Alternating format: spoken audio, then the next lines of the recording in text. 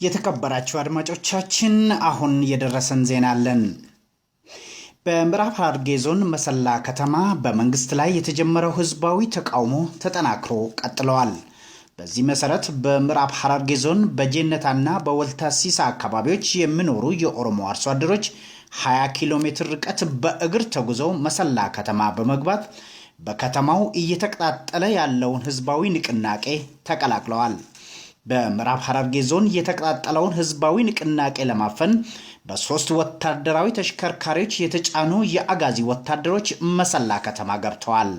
ሰልፈኞቹ ግን በአጋዚ ጦር ማስፈራሪያ ሳይንበረከኩ ተቃውሟቸውን ቀጥለውበታል።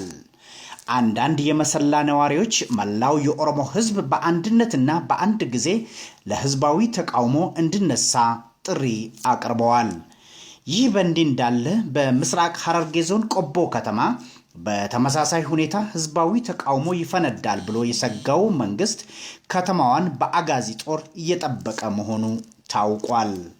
በተያያዘ ዜና በሐረማያ ዩኒቨርሲቲ የሚገኙ የኦሮሞ ተማሪዎች የጀመሩትን የመብት ጥያቄ አጠናክረው መቀጠላቸውን ከስፍራው የደረሰን ዜና አመልክቷል።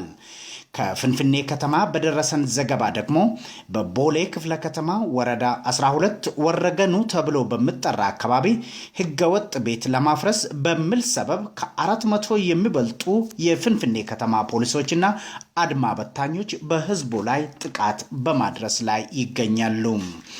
አድማጮች በመሰላ ከተማና በሌሎች የኦሮሚያ አካባቢዎች እየተካሄዱ ያሉትን ህዝባዊ ተቃውሞዎችን እየተከታተልን እናቀርብላችኋለን።